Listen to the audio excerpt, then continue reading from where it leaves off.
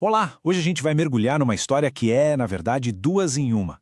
De um lado, um dos maiores mistérios do mundo da arte. E do outro, uma narrativa bíblica com mais de 2000 anos. É uma história sobre o caos, sobre a calma e sobre uma pergunta que, olha, ecoa até hoje.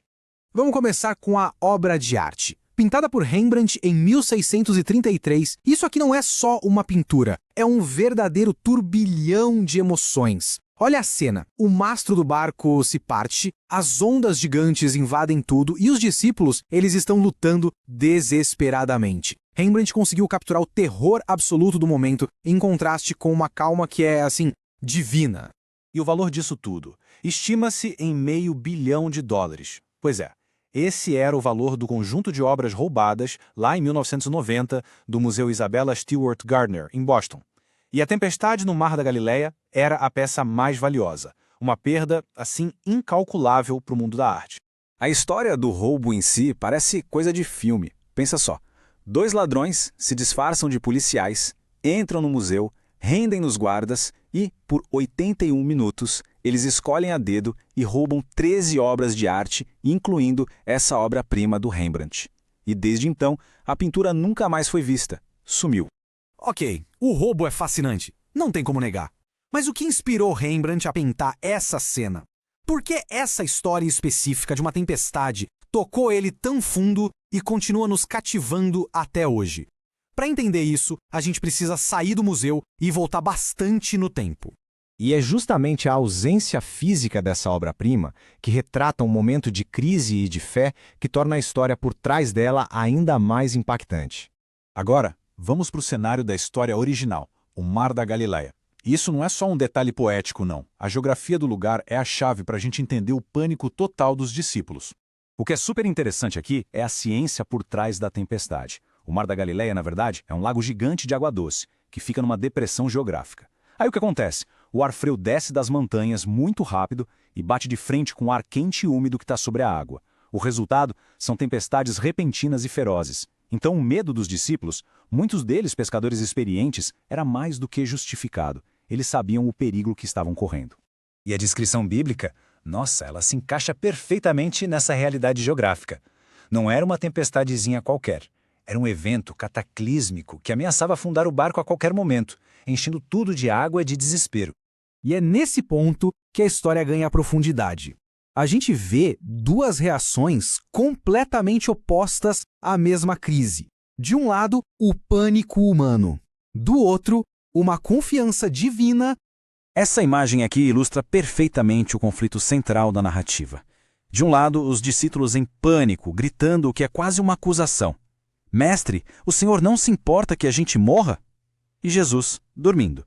Mas veja bem, esse sono não é só cansaço. É um ato de confiança absoluta.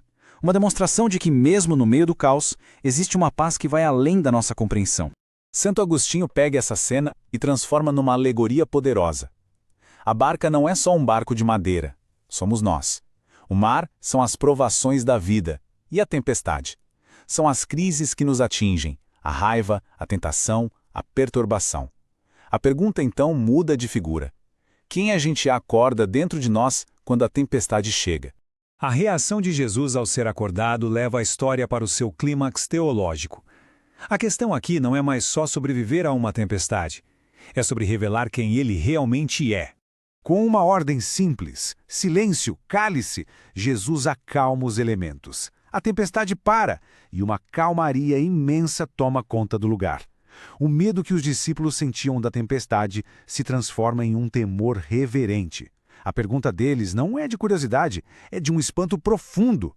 Eles estão começando a entender que a pessoa com eles no barco é muito mais do que um simples mestre. É muito interessante notar como os diferentes evangelhos contam a mesmíssima história, mas com toques diferentes. Marcos, por exemplo, ele destaca a humanidade de Jesus, que dorme de tão exausto, e a acusação quase desesperada dos discípulos. Já Mateus apresenta uma súplica mais reverente, quase uma oração, e um Jesus cuja divindade é mais evidente desde o começo. Juntos, eles pintam um quadro bem completo. E é por isso que esse evento é central para a cristologia. Ele mostra Jesus como plenamente humano, ele sentia cansaço, precisava dormir, e ao mesmo tempo plenamente divino, com autoridade sobre a própria criação. É um dos momentos mais claros nos evangelhos que revela essa dualidade. Então, como é que essa história tão antiga se conecta ao nosso mistério moderno, àquela moldura vazia no museu em Boston? A lição central da história é totalmente atemporal. Assim como a confiança de Jesus determinou a calma dele, a falta de confiança dos discípulos determinou o pânico. A história nos força a pensar, no meio das nossas tempestades, da vida real, onde é que a gente deposita a nossa confiança? O museu, num gesto de esperança e até de desafio, nunca substituiu as obras roubadas. As molduras vazias continuam lá, nas paredes. A moldura de A Tempestade não é só um espaço para uma pintura perdida, ela se tornou um símbolo poderoso da própria história que contava. A ausência da pintura meio que nos convida a um olhar mais profundo, sabe? Sem a imagem do Rembrandt para nos guiar, a narrativa precisa ser encarada de frente. E talvez o espaço vazio não seja apenas sobre perda, mas sim uma oportunidade. Uma oportunidade para que esse espaço seja preenchido com reflexão, sobre fé, sobre medo e sobre a presença da calma no meio do caos.